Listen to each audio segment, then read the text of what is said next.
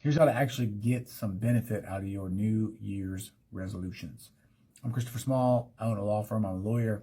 I love business. I love this personal self-development stuff. So here we go. What everybody tries to do on January 1 of each year is completely change their life.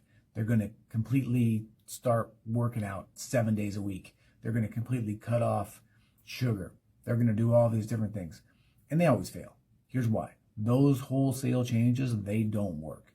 Instead, what I would suggest that you do is gradually change your habits for the better. Find one thing and make a good choice.